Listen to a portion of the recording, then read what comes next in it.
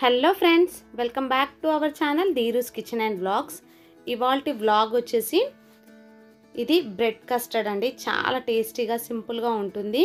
మనం బ్రెడ్తో చాలా రకాల వెరైటీస్ చేయొచ్చు, కానీ ఇదైతే చాలా బాగుంది. పైన క్రిస్పీగా, లోపల కాస్త స్పాంజీగా, సూపర్ టేస్టీగా ఉంది. బ్రెడ్ కస్టర్డ్ని ఎలా తయారు చేయాలో, దానికి కావాల్సిన ఇంగ్రీడియంట్స్ ఏంటో ఈ వీడియోలో పూర్తిగా చూపించాను. చూసేద్దాం పదండి.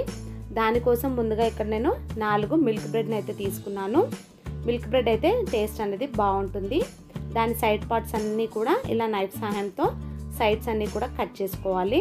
లేదు ఇష్టపడే వాళ్ళు అలాగైనా 4 పీసెస్ లాగా కట్ చేసుకోవచ్చు. సైడ్స్ అన్ని కట్ చేసి చూస్తున్నారు కదా, ఇక్కడ వీడియోలో చూపిస్తున్నట్టుగా ఇలా 4 పీసెస్ లాగా కట్ చేసుకోవాలి.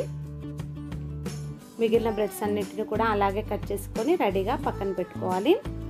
డీప్ ఫ్రైకి సరిపడా ఆయిల్ తీసుకొని, ఆయిల్ హీట్ ఎక్కిన తర్వాత ఫ్లేమ్ని మీడియం ఫ్లేమ్లోకి అడ్జస్ట్ చేసుకొని మనము కట్ చేసి పెట్టుకున్న బ్రెడ్ స్లైసెస్ని ఆయిల్కి సరిపడా వేసుకొని 2 వైపులా కూడా గోల్డెన్ బ్రౌన్ కలర్ వచ్చే వరకు కాస్త క్రిస్పీగానే మనము వేయించుకోవాలి. మాడిపోకుండా చూసుకోవాలి. ఫ్లేమ్ని మీడియం ఫ్లేమ్లోనే ఉంచుకోండి.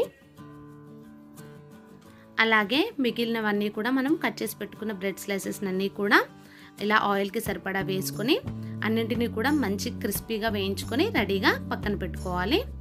చూస్తున్నారు కదా, ఇక్కడ నాకు 4 బ్రెడ్ పీసెస్కి అయితే ఇలా ఇన్ని పీసెస్ అయితే అయ్యాయి. చూడండి, చాలా క్రిస్పీగా వచ్చాయి, ఏ మాత్రం మాడిపోకుండా. వాటిని పక్కన ఉంచుకోవాలి. ఇప్పుడు వేరొక బౌల్ తీసుకొని అందులో 1 గ్లాస్ మిల్క్ వేసుకోవాలి. చూస్తున్నారు కదా, ఇక్కడ చూపించే గ్లాస్ అయితే మనకు సరిపోతుంది 4 బ్రెడ్ స్లైసెస్కి అయితే.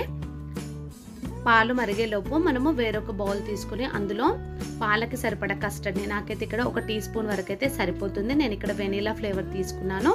కొద్దిగా వేడి పాలు కాదండి, నార్మల్ పాలు వేసి ఇలా లమ్స్ లేకుండా రెడీగా చేసి పక్కన పెట్టుకోవాలి.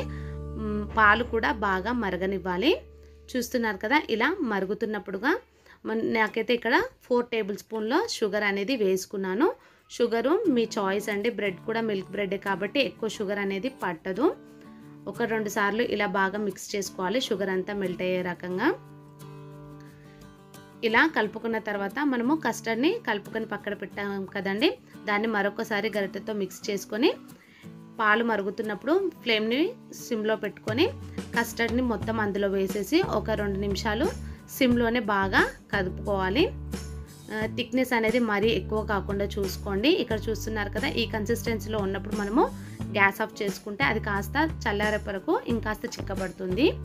దాన్ని పక్కన పెట్టుకోండి. మనము రెడీ చేసి పెట్టుకున్న బ్రెడ్ స్లైసెస్ని ఒక బౌల్లోకి తీసుకున్నాను.